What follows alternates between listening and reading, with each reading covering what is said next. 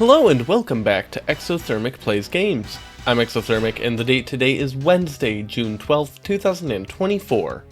I've been doing a countdown of my favorite video games of all time through each day of the year, and coming in at number 203 is GoldenEye 007.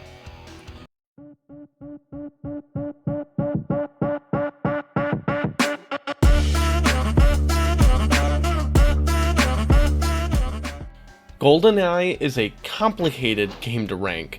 On the one hand, it was massively influential and paved the way for radical change to the way console gaming was approached.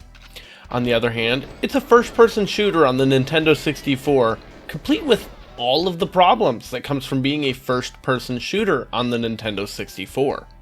The rose-tinted glasses only go so far in masking the problems that the controller presents for the game. That being said, of all the shooters on the N64, GoldenEye is by far the best at presenting solutions to those problems, and outside of that, it's loaded with compelling gameplay. The game has an aim assist on by default, meaning if you're aiming near the enemy target, it will shoot more directly at them. This is especially helpful with the same stick being used for aim also being used to move your character. You can use the C buttons to change how you're looking, but it's way too slow for a first-person shooter. You also can hold down a shoulder button to stop moving and use the stick to just aim, which can be good if you get really good at it. I am not good at it, so aim assist it is. The campaign has you playing through the story of the film, and as you go from level to level, you'll need access to all sorts of different tech and gadgets. It's a really fun shoot-'em-up experience with some interesting puzzle solving with the gadgets, and it still holds up today.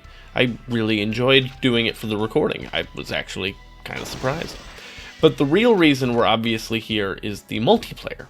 I didn't get a good chance to record actual multiplayer here, but there's several maps to play on in different game modes. The game still maintains some of the espionage traits of the campaign, with some of the gadgets being available, and tight corridors making for a lot of close quarters combat rather than some of the more commonly used larger shooting arenas in modern gaming. Of course, I can't talk about this game's multiplayer without talking about the Golden Gun. The Golden Gun is an option for games that puts a singular ultimate weapon on the map, which one-shots any enemy. Since there's only one of them, it often becomes a race to get to it first, because the only way to get it after that is to kill the person that first had it. Now, imagine a full 4-player game, all jockeying over this gun, where you can all see each other's screens and get into some, let's call it, heated debate in the same room. It was a magical time that unfortunately feels may never return. Join me tomorrow as I talk about the 202nd game on my list, where I do whatever the talking sword tells me. Surely, nothing has ever gone wrong from that.